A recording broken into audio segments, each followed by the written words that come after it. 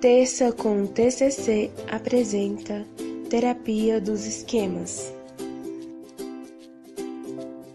A terapia dos esquemas foi desenvolvida por Jeffrey Young em 1994 com o objetivo de tratar indivíduos considerados como pacientes difíceis ou com transtornos de personalidade. Com o passar do tempo, esse modelo de tratamento passou a ser aplicado a outros problemas clínicos como depressão e ansiedade, problemas conjugais difíceis, transtornos alimentares e entre outros. A terapia dos esquemas pode ser breve, médio ou a longo prazo, enfatizando a investigação das origens infantis e adolescentes com problemas psicológicos, podendo ser aplicada em conjunto com outras modalidades de terapias.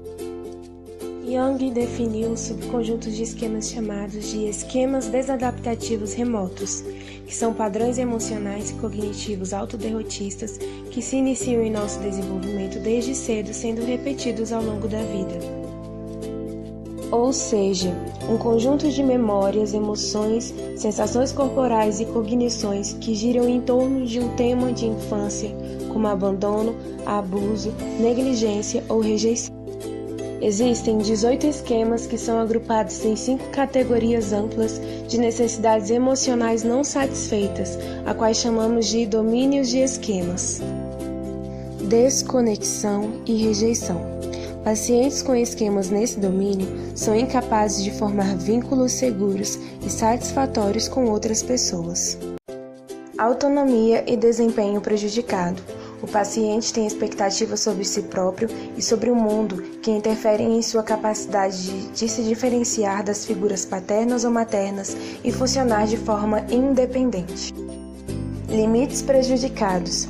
O paciente não desenvolve limites internos adequados em relação à reciprocidade ou autodisciplina e pode ter dificuldade de respeitar os direitos de terceiros, cooperar e manter compromissos. Direcionamento com o outro. O paciente enfatiza em excesso o atendimento às necessidades dos outros em lugar de suas próprias necessidades. Supervigilância e inibição.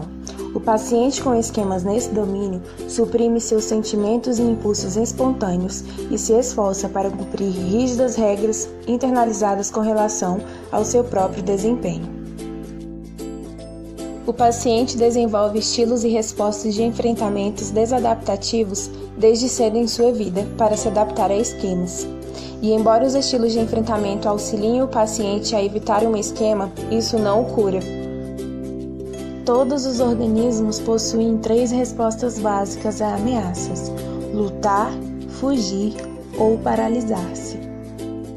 Essas respostas correspondem aos 3 estilos de enfrentamento: hipercompensação, que é a luta, fuga, a evitação, e a paralisia, a resignação.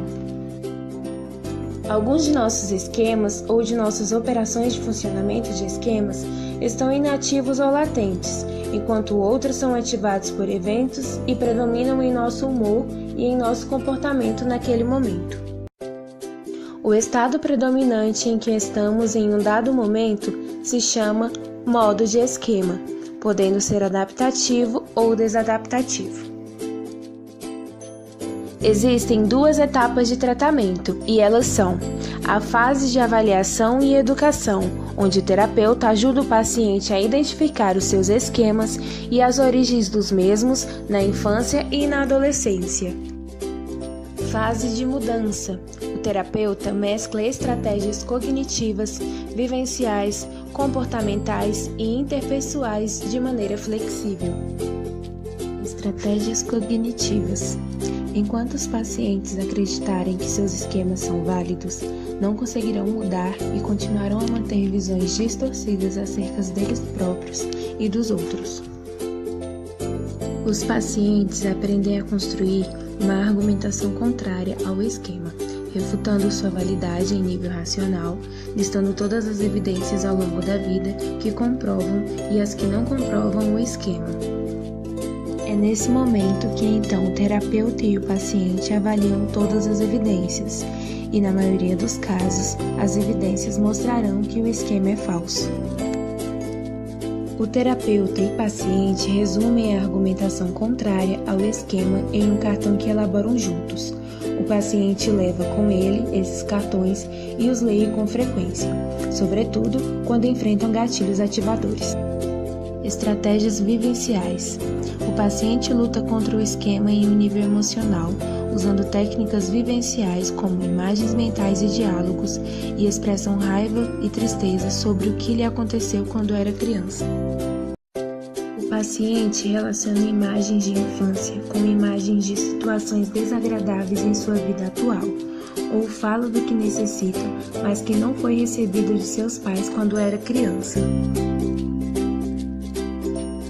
Estratégias comportamentais. O terapeuta ajuda o paciente a elaborar tarefas e exercícios comportamentais com vista a substituir respostas de enfrentamento desadaptativos.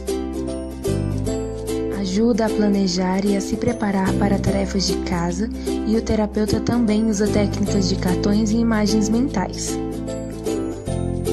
Após a identificação dos estilos de enfrentamento a serem modificados, o terapeuta e o cliente priorizam os comportamentos como alvo de mudança nos padrões.